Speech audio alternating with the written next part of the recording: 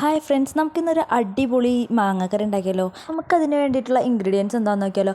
മാങ്ങ നീളത്തിലരിഞ്ഞത് ഒരു ബോൾ, പിന്നെ ഒരു ബോൾ കൊച്ചുള്ളി, പിന്നെ ഒരു ബോൾ സവോള, പിന്നെ ആ ഒരു ബോളിലിരിക്കുന്നത് നമുക്ക് കാച്ചി ഒഴിക്കാനുള്ളതാണ് കേട്ടോ. കുറച്ച് വെളുത്തുള്ളിയും കുറച്ച് കൊച്ചുള്ളി അരിഞ്ഞതാണ്. പിന്നെ നമ്മുടെ മാങ്ങക്കറി വളരെ സിമ്പിളായിട്ടുള്ളൊരു മാങ്ങക്കറിയാണ് കേട്ടോ. എല്ലാവർക്കും എളുപ്പം ഉണ്ടാക്കാൻ പറ്റുന്നൊരു മാങ്ങക്കറിയാണ്.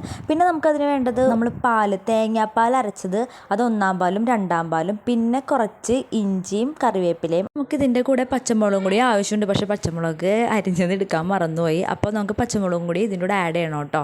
അപ്പോൾ അതേ നമ്മുടെ നല്ല ചട്ടിയൊക്കെ നല്ലതായിട്ട് ചൂടായിട്ട് വന്നിട്ടുണ്ട്. നമ്മൾ അതിലേക്ക് വെളിച്ചെണ്ണ ഒഴിച്ചു. എണ്ണ നന്നായി തിളച്ചതിന് ശേഷം നമുക്ക് കൊച്ചുള്ളി ഇട്ട് കൊടുക്കാം. അതിനുശേഷം നമുക്ക് സബോള ഇട്ട് കൊടുക്കാം. അത് കഴിഞ്ഞ് നമ്മളിത് നേരത്തെ പറഞ്ഞില്ലേ, പച്ചമുളക്, ഇഞ്ചി, കറിവേപ്പില അരിഞ്ഞ് വെച്ചത് ഇട്ട് കൊടുക്കാം. എന്നിട്ട് നമുക്കിത് പയ്യെ ഒന്ന് വഴറ്റി കൊടുക്കാം. നല്ല രീതിയിലൊന്ന് വഴറ്റിയതിന് ശേഷം നമുക്ക് അതിലേക്ക് കുറച്ച് മുളക് പൊടി ആഡ് ചെയ്യാം. അത് നമ്മുടെ എരിവിനനുസരിച്ചിരിക്കും കേട്ടോ. പിന്നെ നമുക്ക് കുറച്ച് മഞ്ഞൾപ്പൊടി ആഡ് ചെയ്യാം. പിന്നെ കുറച്ച് ഉപ്പും കൂടി ആഡ് ചെയ്യാം. ഇത് മൂന്നും ആഡ് ചെയ്ത് കഴിഞ്ഞിട്ട് നമുക്ക് നന്നായിട്ടൊന്ന് വഴറ്റാം.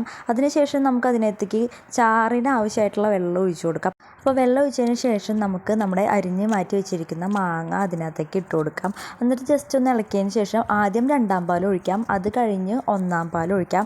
പിന്നെ നമുക്ക് കുറച്ച് നേരം അടച്ച് വെച്ച് വേവിക്കാം. നമുക്ക് ആ സമയം കൊണ്ട് ഇതിനകത്തേക്ക് കാച്ചാനുള്ള പരിപാടി നോക്കാം. അപ്പോൾ ചട്ടി അപ്പുറത്ത് വേറെണ്ണം വെച്ചിട്ട് അതിനകത്തേക്ക് കുറച്ച് വെളിച്ചെണ്ണ ഒഴിച്ചു കൊടുക്കാം. അങ്ങനെ വെളിച്ചെണ്ണ നന്നായിട്ട് തിളച്ച് വരുമ്പോൾ നമുക്കതിനകത്തേക്ക് കടുക് ഇട്ട് കൊടുക്കാം. പിന്നെ നമ്മൾ ഉള്ളി, കറിവേപ്പില ഇട്ട് നന്നായിട്ടൊന്ന് താളിച്ചെടുക്കാം. അപ്പോൾ നമുക്കിതിൻ്റെ കൂടെ വറ്റൽ മുളക് വേണമെങ്കിൽ ഇടാം കേട്ടോ. പക്ഷേ വറ്റൽ മുളക് ഞാൻ ഇട്ടില്ല. അതിനുശേഷം കുറച്ച് ഒരു ലേശം മുളക് പൊടിയും കൂടി ചേർക്കാം. ഇത് മൂന്നും റെഡിയായി കഴിഞ്ഞ് നമുക്ക് മാങ്ങാക്കറിയിലോട്ട് നമുക്കിത് ഒഴിച്ചു കൊടുക്കാം. ഒഴിച്ചതിന് ശേഷം ഒരു സെക്കൻഡ് നമുക്കതൊന്ന് ഇളക്കി കൊടുക്കാം.